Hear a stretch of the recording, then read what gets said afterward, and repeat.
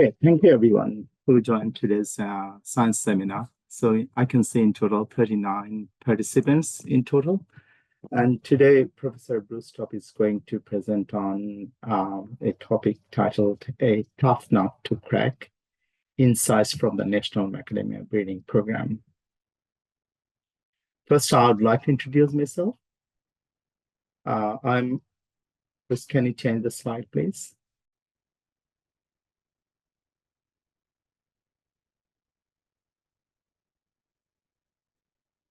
Yes, I'd like to introduce myself. I'm a senior research fellow at QAAFI, working at Center of Horticultural Science.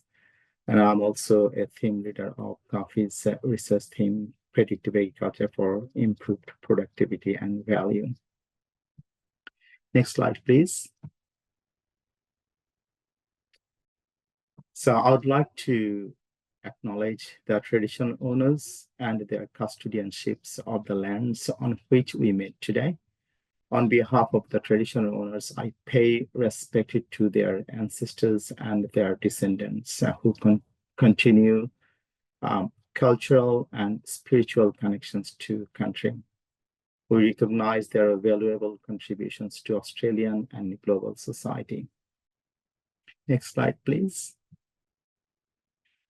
A few housekeeping things to mention. This seminar is scheduled for 12 p.m. until 1 p.m. At the conclusion of the seminar, we will hold a Q&A session.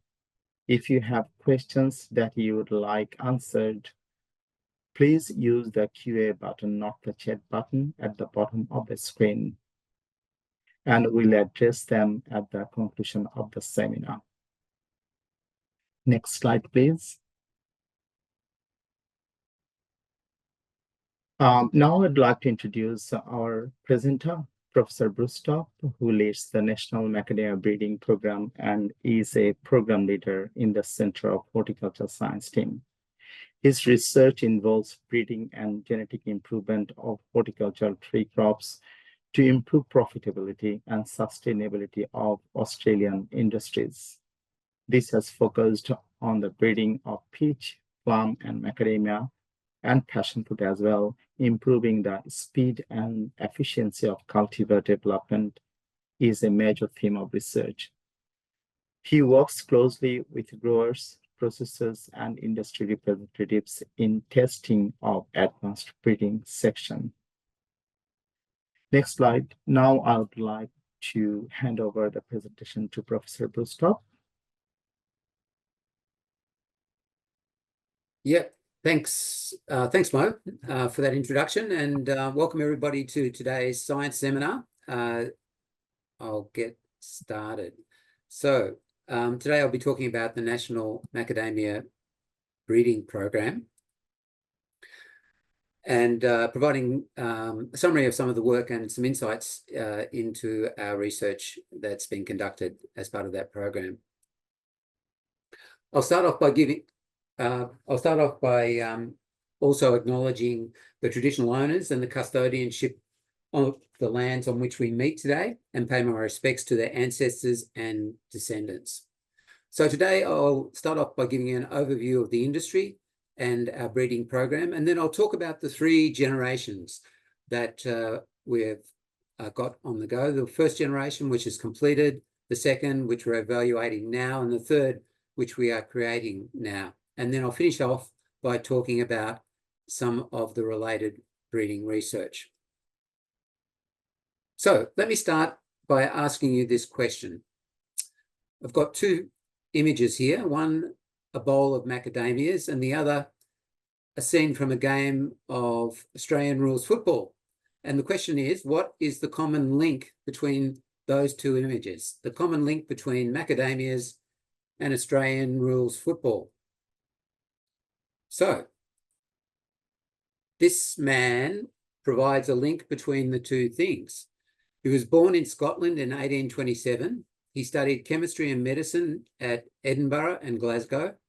Then he moved to Australia, and in 1855, he was a lecturer at Scotch College in Melbourne. Then in 1858, he was the co-umpire of the very first game of Australian rules football that was held between Scotch College, where he was teaching, and Melbourne Grammar. So that's his linkage to Australian rules football. He was the very first umpire. But what's he got to do with macadamias? Well, his name is John Macadam, and he was Secretary and Vice President of the Royal Society of Victoria. Now, another member of that Royal Society was Baron Sir Ferdinand von Mueller, and he was a great friend of John Macadam. And when von Mueller, who was the director of the Melbourne Botanic Gardens, came to botanically classifying macadamia, he decided that he would name the genus after his good friends, John Macadam. So John Macadam has that association with macadamias and also with Australian rules football.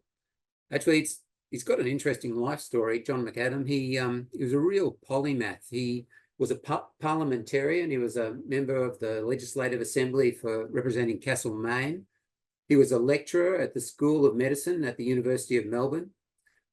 He was appointed the Victorian Government Analytical Chemist, and he was also Postmaster General of Victoria.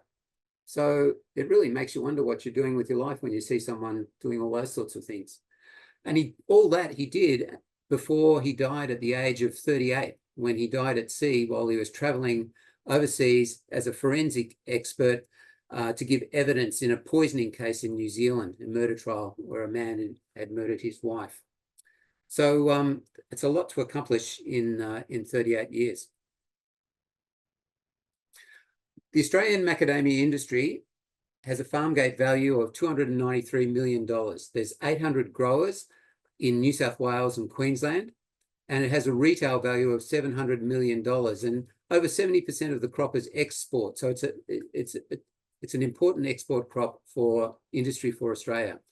48,000 hectares are planted, and the industry is expecting by 2025 to be producing 70,000 tonnes of nut and shell.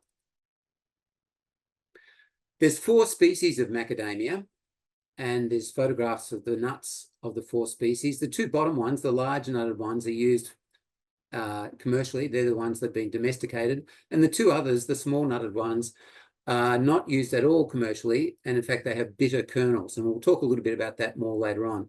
And the map there shows the distribution of them from the area in northern New South Wales where Tetraphylla is native, then through Queensland, southeast Queensland, and then all the way up to, I don't know if you can see, there's just a little orange dot above Bundaberg, and that is where Jansenii or Jansenii is located. And there's only about 100 trees of Jansenii. It's a rare and endangered species. It's like the Willamai pine of macadamia. And so there's quite a lot of conservation work, and there's some interesting genomics work that's been done on Jansenii. And we're interested in it because it's so much further north than all the other macadamias and may have some interesting characteristics that we can use in future. Now, the other thing to think about before we start talking about our current breeding program is how much breeding has been done in macadamia. And if I compare it with a crop that I'm familiar with, peach, subtropical peaches, and look at the cultivar UF Sun. UF Sun is grown in Australia and was developed in 8 generations from the first cross to the primitive subtropical Hawaiian germplasm. If we compare that to macadamia, the cultivar 344 cow is grown commercially around the world and in Australia, and it's only 2 generations from the wild. So you can see there's a huge difference between some of the tree crops in terms of the generations of breeding and macadamia. Macadamia really is in its infancy. To do the breeding, though, there's some obstacles. Large tree size is a particular problem. The trees grow to 18 meters tall, and that limits the replication because of this tree size that can occur, which in turn reduces the heritability. It also limits the population size, which lowers the selection intensity that a breeder can put on his or her populations. The other big problem is juvenility and length of selection cycle. The seedling trees take 5 to 7 years before they'll produce any nuts. And then we need to evaluate the trees for 8 years realistically to get a good estimate of the nut and shell yield. So this long selection cycle means that the annual genetic gain obviously is inversely related to the length of the generation interval. And this long generation cycle means that while we might make good gain in any one generation, if you look at it on an annual basis, it's not as impressive. So it's really important to think about reducing that cycle length. So breeding opportunities exist. As I've explained, very little genetic improvement so far. The centre of origin is here in New South Wales and Queensland. We have all the wild germplasm right on our doorstep, which a lot of the other breeders listening would be very envious about. Other crops, that's just not the situation. Many other crops, that's not the situation. And the new cultivars that we can produce, we're aiming to have them be globally, improve the global competitiveness of the Australian industry. Our vision for the breeding program is that although macadamia is native to Australia, most of the world's nuts are produced from cultivars that were bred in Hawaii. And there's historical reasons for that. But our vision is to alter that historic anomaly and have Australian bred cultivars as the global nut of choice. The commercial production regions in Australia extend from, in the north, the Atherton Tablelands, and down south to Nambucca in New South Wales. But the two major areas are Bundaberg and the Northern Rivers. And the Maroochy Research Station at Nambour, where I'm based and where I'm speaking to you today from, is located in between the two centres, which is very convenient. You might know of Nambour because of the big pineapple, and that gets a lot of publicity, and it's just reopened recently in the last month. But also in Nambour, there is a big macadamia, and well worth having a look at if you're going past. So the objectives of our breeding, we're aiming to breed a high nut and shell yield, high kernel recovery. That means the ratio of kernel to nut is high, meaning that we want thinner shell and more kernel. High kernel quality, smaller tree size, early cropping, disease resistance, and a compact nut dropping pattern. So it's not just one trait, we're selecting for a number of traits. The first generation of breeding has been completed. CSIRO created 5,000 seedlings. Dr. Hardner led the breeding program at CSIRO, and 4 cultivars were released from that initial breeding work. This gives you an idea of the timeline of the release of those 4 cultivars. The initial crosses were made in 1995. They were then planted in the field at a number of sites, and the seedling stage 1 progeny trial was conducted. And in 2006, the 20 best selections were then propagated, and they went into regional variety trials, which has a clonal replication had a clonal replication of the trees on 2 rootstocks at 9 field trials, and that resulted in the release of the 4 cultivars by the Department of Agriculture and Fisheries in 2017. So that's been the first releases from the National Breeding Program. The stage 1 seedling progeny trials that I just mentioned have been characterized by relatively small populations in the past. They're all produced using controlled hand pollination, and that's what you can see, the bagging on the tree there in that image. They're evaluated intensively, where the yield was assessed by hand harvest, and that's what the second image is, showing all the bags of nuts that have been collected and are about to be dehusked and weighed. And there's been quantitative analysis to determine the genetic values of the progeny. Very importantly, part of the program. To give you some idea of what's happened in that first generation, if we look at the B1.2, the breeding, the second population in the first generation, and we compare the best seedlings with standards, there's a similar kernel recovery and canopy volume that occurred, the total TKR, the total kernel recovery and canopy volume that occurred in our trials with the top 5 standard cultivars compared to the top 20 progeny. But there was an increase in the cumulative nut and shell yield to age 8 in our top 20 progeny selections. And they're currently being validated in regional variety trials where they've been grafted and tested on multiple sites. So these regional variety trials that I've mentioned, that's the clonal section of the testing where we clonally propagate the individual elite seedlings. We do that by grafting, and the trees are planted at multiple locations with replication and with experimental randomized designs. The important part about these trials is that they go for seedling trials in stage 1 go for about 8 years, and then these regional variety trials go for 8 years. So it all takes a lot of time, but once we get to the end of these regional variety trials, that's when the releases are made to industry in consultation with MIVIC, the Macadamia Variety Improvement Committee.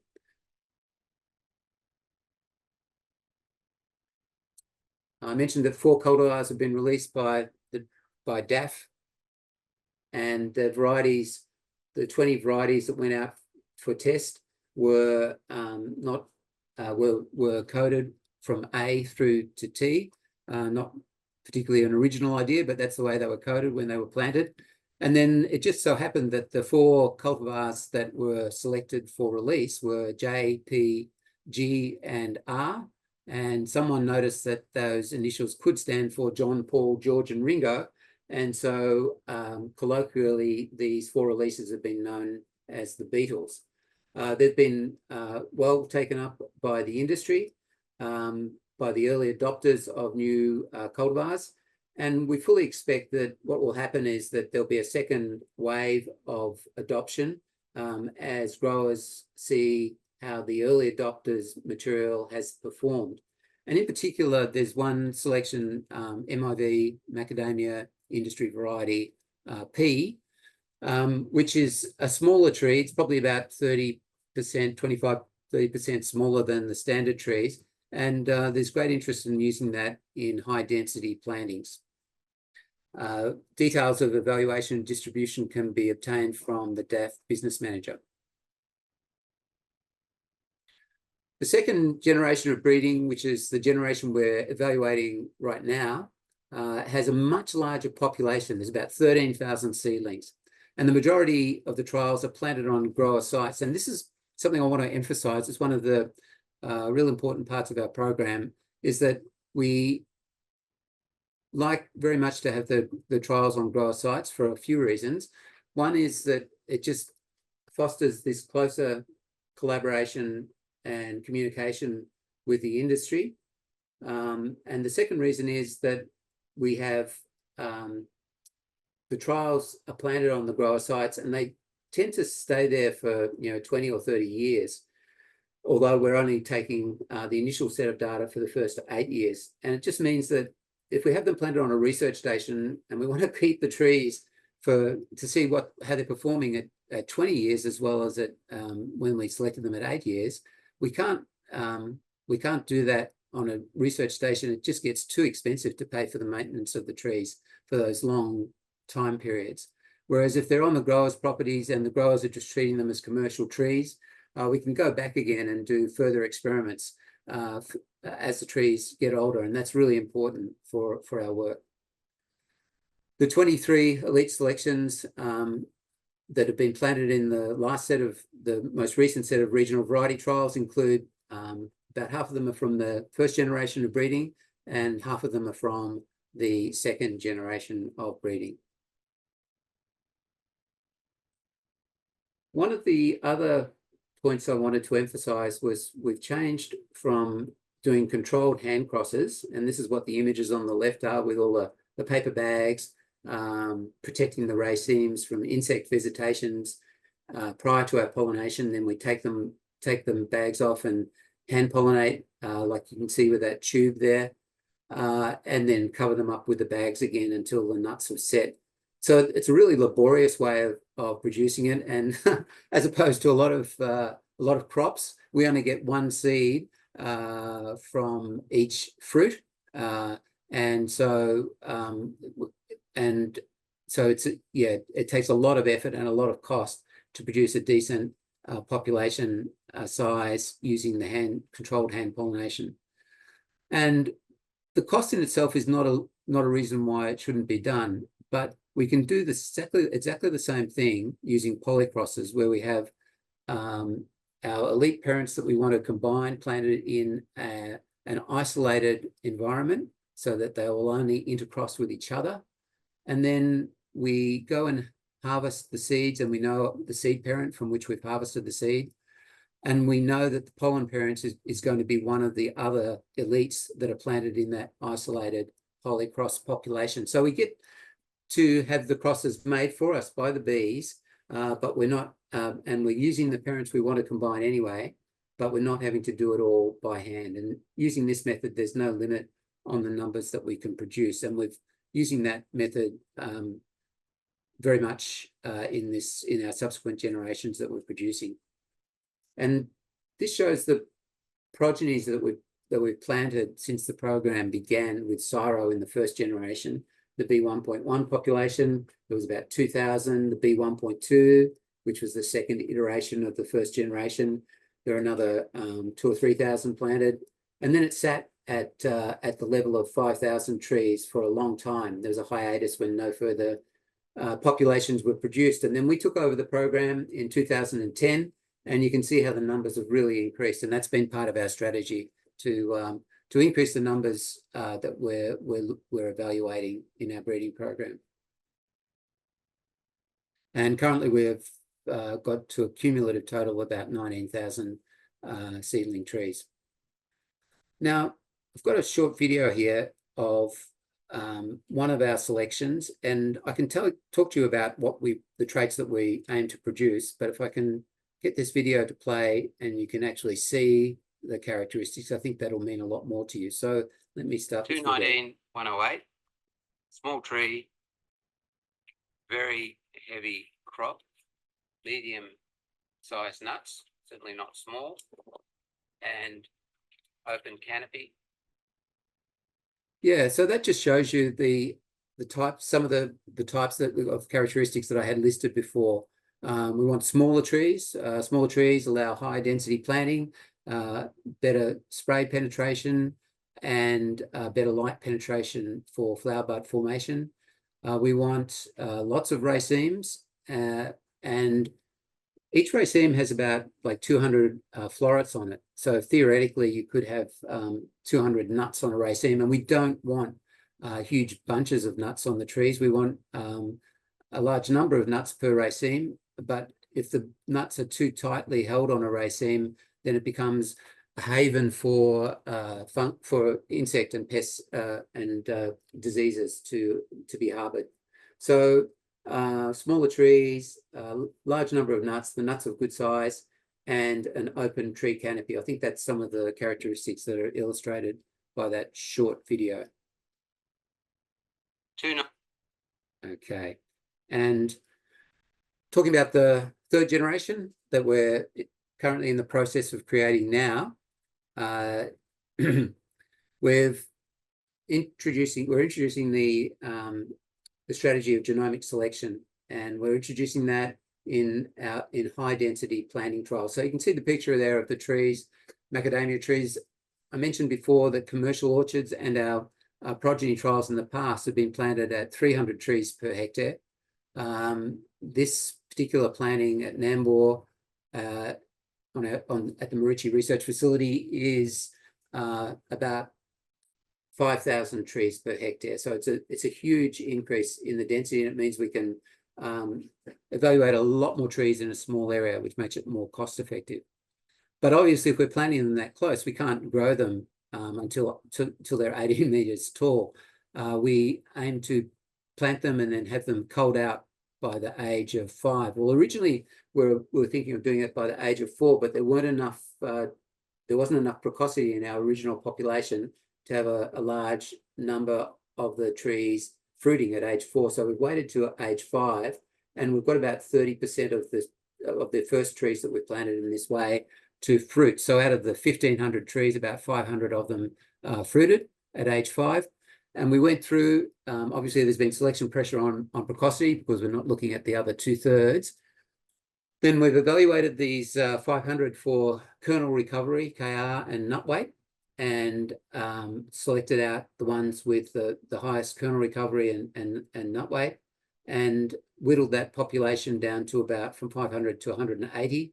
And we've just in the last 2 months sent that information away for to get the DNA analysis done from the leaf samples, and we will be predicting getting genomic predictions for the nut and shell yield and for the tree size and using genomic selection for the first time in our breeding population. Then we'll be selecting out from that 180 the top 20, propagating those elites, sending them out for tests in industry, and then using them also as parents for the next generation, which we expect then would have a shorter cycle time. Just to give you some idea of the initial phenotypic selection on kernel recovery and kernel weight, the correlation between these two traits, and this is the correlation of the genetic predictions, it was small and positive, just 0.2, just about 0.2. And there's two things I'll point out with this graph on the right. The first is that the individuals that we're looking for are up in the top right-hand corner with high kernel recovery and high kernel weight. So 816 and 2110, H2110 are the sorts of populations that we're interested in. The other thing that's interesting here is down the bottom right-hand corner, you can see there's the 344 by ternifolia population segregating down there. And so this is an example of where we've used the wild small nutted ternifolia accession and crossed it with this cultivar that I mentioned before, 344 from Hawaii. And we've got the good characteristics from ternifolia in terms of its thin shell, so a high kernel recovery, but we've also got the bad characteristics in terms of its small size, and that's why it's located down there in the bottom right-hand corner. So I'll finish up by talking about some related breeding research. And the first thing I want to talk about is Dr. Mubashir Alam's Advanced Queensland Industry Fellowship research. Mo, in this fellowship, is using artificial intelligence to support the breeding of macadamia. He's addressing the problems of expensive genotyping. Currently, it's costing us $70 per accession to genotype. He's looking at the narrow gene pool we've got and seeing how that can be expanded, and looking at better ways, better prediction models for us. And the solutions he's looking at is AI-based selection of informative markers to have a low density panel, which will be reducing the cost of genotyping, AI-based discovery of novel variants and development of efficient strategies for rapid domestication to get the wild germplasm into our program, and AI-based automated prediction of breeding and clonal values. So that's going to really assist and will alter our strategies going forward with the breeding, depending on what results come out of that. The other thing that other research I wanted to mention was the grants that one of our postdocs, Dr. Max Cowan, has submitted. And this is about unlocking the beneficial characteristics of wild macadamia. Max has got pointed out here that under the green tick, that the advantages of the small nutted variety cultivars, small nutted species such as Jansenii and ternifolia are that they're much smaller tree size, they've got high precocity, high kernel recovery, and disease tolerance. But under the red cross, you can see the big problem is the bitter kernel.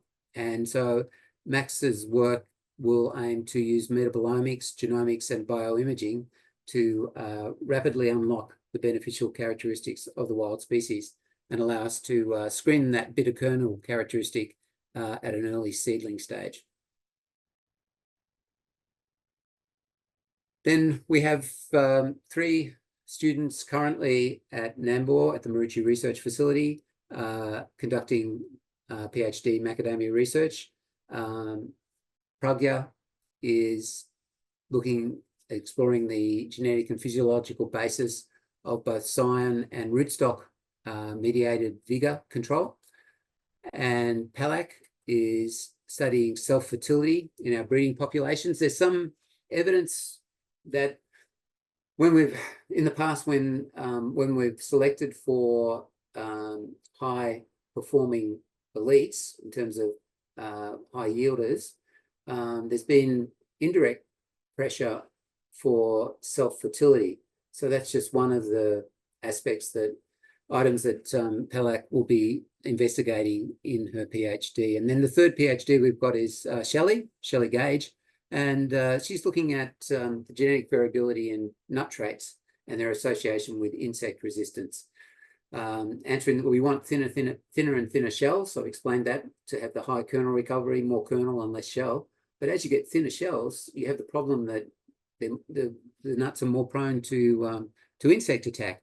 And so Shelley's looking to see if we can have our cake and eat it too, in the sense of, can things like a thicker husk or a harder husk mediate the effect of having a thinner shell when it comes to insect damage. So that'll be a really interesting study that Shelley's conducting. I've talked a little bit about the wild germplasm, and I want to mention that we have 2 ex situ collections of wild germplasm, one at Tyro and Alstonville, shown here on the map. They were planted in 2001 by CSIRO, showing a real lot of foresight in terms of conservation and setting up these ex situ sites for future research. There's 300 accessions and 700 trees at the sites, and they're at the northern and southern ends of the natural distribution. They're currently maintained by us, by QAAFI and by the New South Wales DPI. And as I said, they're used for conservation, breeding and research purposes. And we're doing a lot of research on them as well. So one of Tim O'Hare's students was looking at the oil profiles. FEMI students have looked at Phytophthora and husk spot. There's been rootstock work done on them. Rob Henry's group has been doing genomics on them, and Nina's lab is doing work on tissue culture. And this is just some of the student publications that have come out from the work on the wild germplasm, looking at the diversity, genetic diversity, husk spot fungal resistance, GWAS studies of this trait called stick tights, where the pericarp stays as a disease burden in the tree, the genome of the endangered Jansenii species, and as I mentioned before, Tim's student looking at the fatty acid diversity of macadamias. So just to summarise, 4 cultivars have been released from the program. The primary selection is for high kernel yield and small tree size, but we're also evaluating a lot of other traits that go towards profitable cultivars, pest resistance, kernel quality, precocity, and nut drop. And some of the insights that have gone into our strategies is that we're really concentrating on reducing that generation length. We're selecting for precocity, and we're using genomic selection strategies to reduce that generation length. We're looking at increasing the population size, and we've done that by using polycross method of breeding and by planning our trials on grower sites. And the other insight that I just offer that I think is really important is that the partner collaboration between QAAFI and DAF in the genetic improvement of macadamia is really strong, and I think it's worked really well, having both organisations involved in this one endeavour.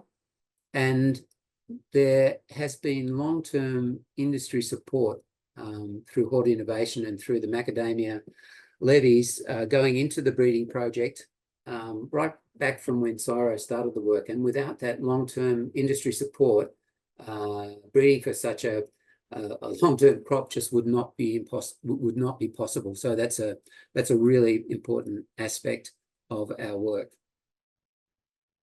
And talking about collaborators, this is a good place to finish up. Just like to say thank you, and I've got listed here our breeding team, the students who are involved with the work, and the collaborators. and of course our major granting body, Horti Innovation, and the Australian Macadamia Society for their input as well. So thank you very much for your attention, and I will hand it back to Mo now.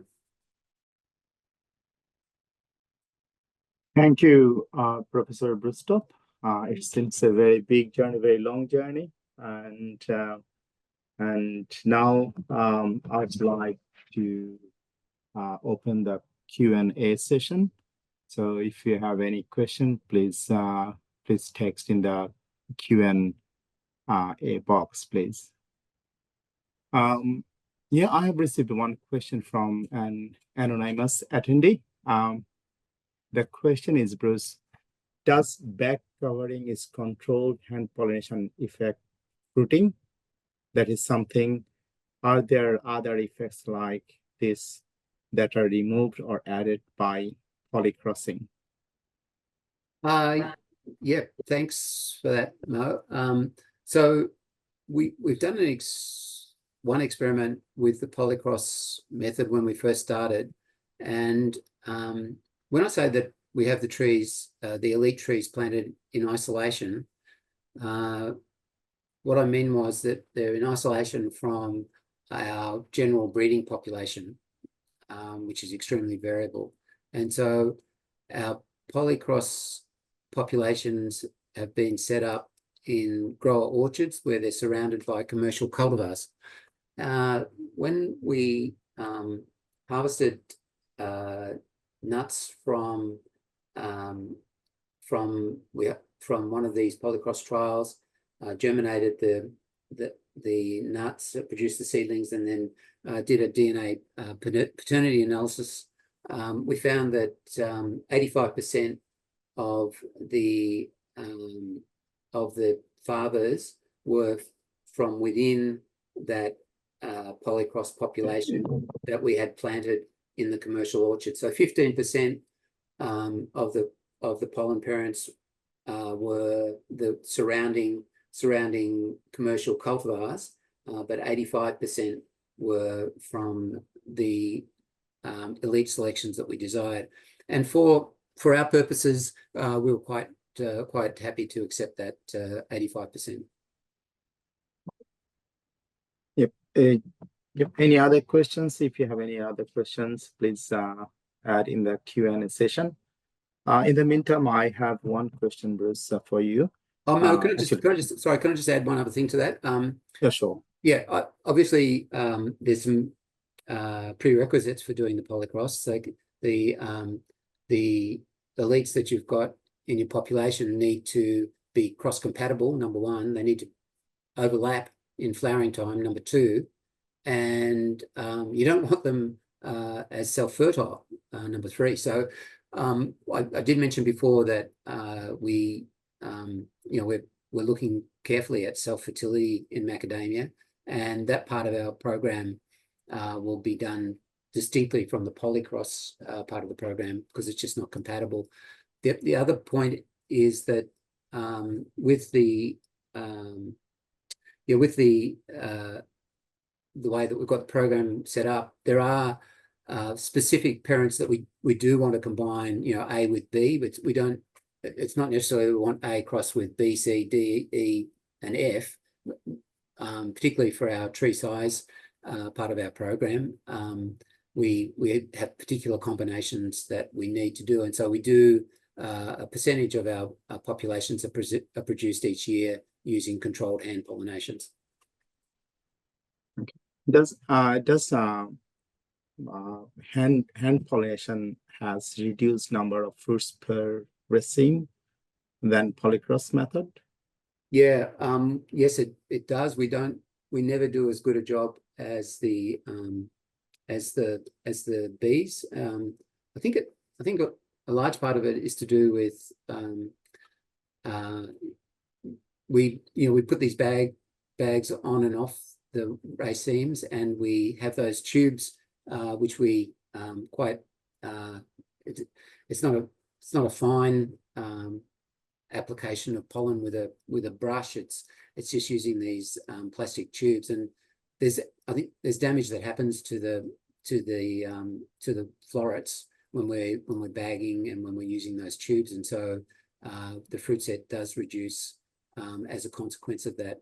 We've got if there's any students interesting in listening that are interested, we've got some ideas about some different methods that we could use to improve our fruit set in controlled hand pollinations, things like girdling the trees or the branches where pollinations are occurring, and there's a few other options. And so any students that are interested in doing work on that topic, please contact Mo or I. We'd certainly like to talk to you. I have received another question, Bruce. How many self-fertile macadamia varieties in the breeding program, and is it gametophytic? Yes, so we have Mo and one of our team members a few years ago went through the 20 elite B1.1 selections that I talked about before, that were selected by CSIRO. And I think there were 17 of them that you evaluated, Mo. And what happened was that out of those 17 that you evaluated, it turned out that 12 of them had some level of self-fertility. Some of them had quite low levels of self-fertility, but we were expecting that the majority would have 0 level of self-fertility, which is the way it is for commercial cultivars in general. But so we're surprised at how high a percentage of the ones that we've actually measured of our elites do have self-fertility.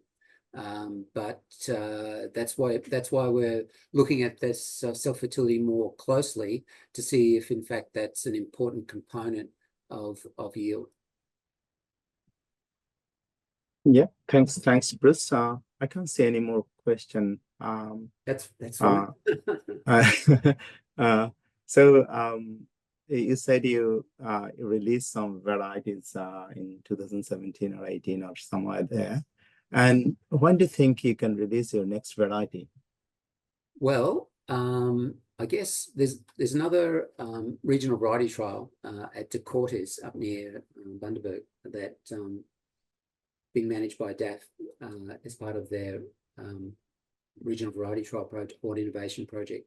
And it's finished now, and there's a couple of selections from that trial that look of interest. In fact, the one that looks of most interest, it's got a particular code number, which won't mean anything to anyone, but it's it could be released as early as next year. It'll certainly go to the industry committee to be considered.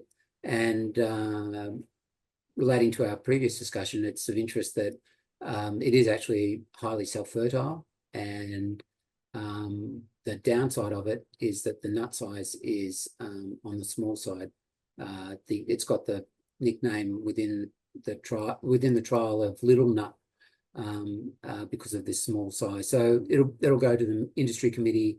I would expect sometime in the next 12 months, and if they approve it, then it could be released after that.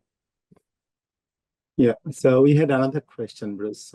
New questions are coming, couple of questions. One is Tanzina. Thank you, Tanzina, for that question.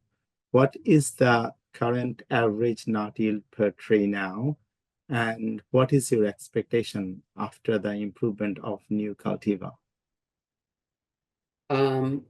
So the yield depends on so many factors, Tanzina, and but in the industry there's been talk of a 2-ton club, and growers, if they could make it into the 2-ton club, they considered that they were doing really well. And what that means is that they, from their orchards, were producing 2 tons of kernel per hectare. So that's the bar that we need to, that's a high bar that's set for the industry at the moment.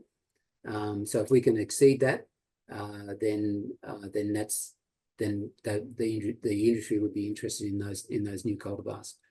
And some of the selections that we've just planted in DAF's Regional Variety Trial 4, Series 4, from our second generation of breeding, some of those selections are exceeding that 2 tonne per hectare of kernel. And so we'll be interested to see just how well they do in a well-managed as grafted trees in different locations. Thanks, Bruce. So we have another question, Rani Davies. The question is, thanks, Rani. The question is very interesting talk, Bruce. Can you talk a little bit more about how changing the tree architecture affects pest infestation within the canopies? Yeah, sure. There's a lot of things that would go into that. One of the things, like I'll just mention a few of them. If you have a really dense canopy, then it's really hard to get good spray penetration. So if you do have an insect or a disease problem, it's hard to ameliorate that. So that's the density of the canopy. The other thing is the height of the trees. And what you find with macadamias and with fruit trees in general too, is that you get the best productivity and the best quality nuts or fruit from the areas that are exposed to the sun. And as the trees get bigger, the interior of the canopy gets less and less sun, and you find that that exterior 1 meter or just over 1 meter of the canopy that gets the good sunlight, that's where your crop tends to be, and that's where your best quality nuts are. And so as the trees get bigger, that well-lit part of the canopy gets taller and taller. And for macadamias, that's not important in terms of harvesting, because we wait for the nuts to fall on the ground and pick them off the ground. For other crops where you have to hand harvest or machine harvest, then it is important.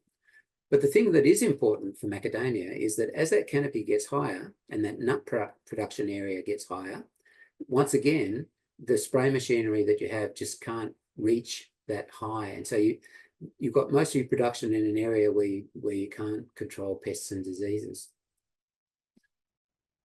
So that's just a couple of items about tree height and tree density affecting production through insect and disease pressure.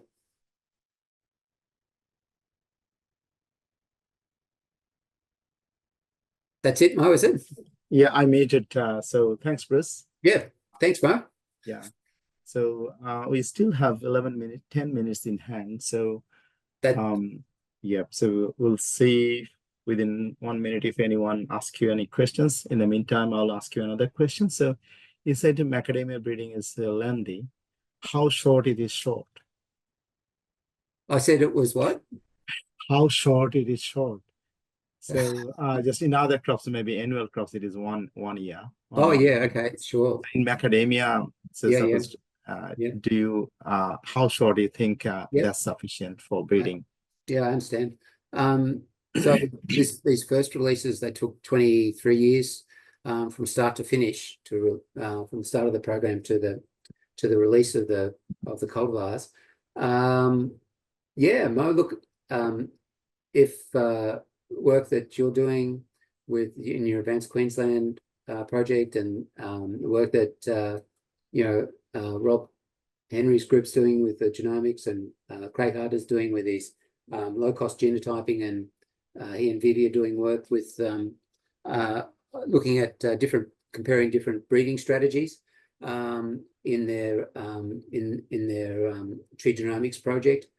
So if all that comes together, I can see us incorporating a different strategy that would get close to halving the time.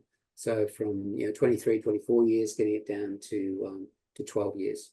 But there's a lot of moving parts there, and at the moment we're sort of using a halfway house approach, like that genomic selection diagram I put up at the moment, that we're doing some phenotyping and then some genotyping.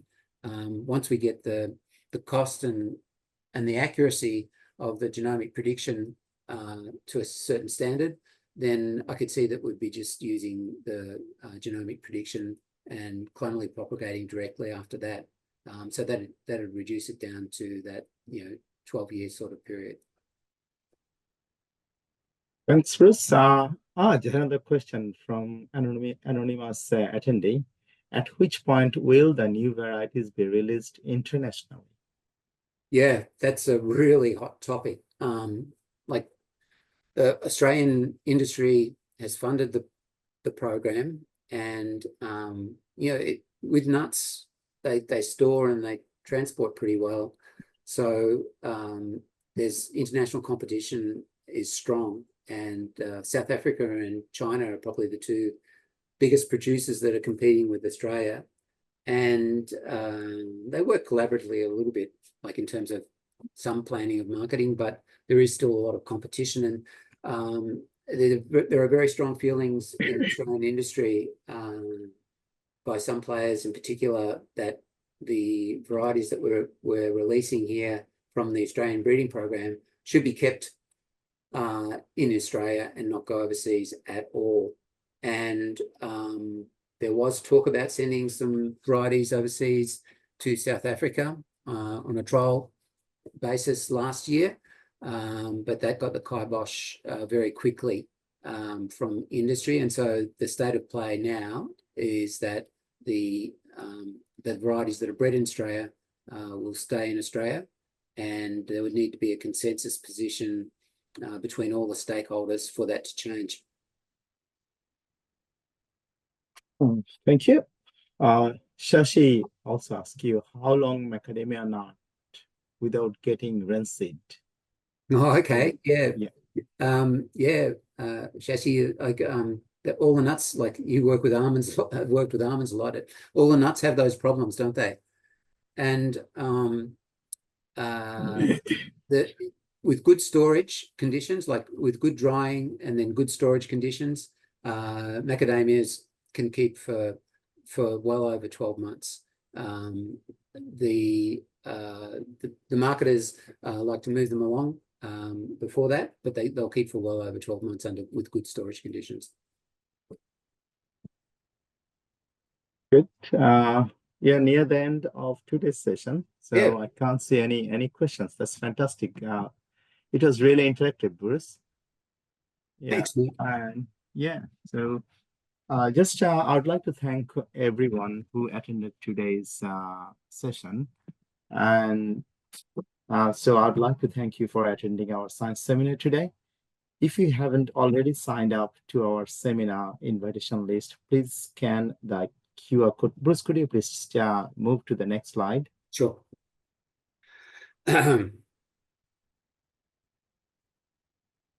Next slide, please. Yep. So if you haven't already signed up to our seminar invitation list, please scan the QR code or go to coffee.uq.edu.au/science_seminars. Thank you very much. Thank you, everyone. Thank you, Bruce. Bye.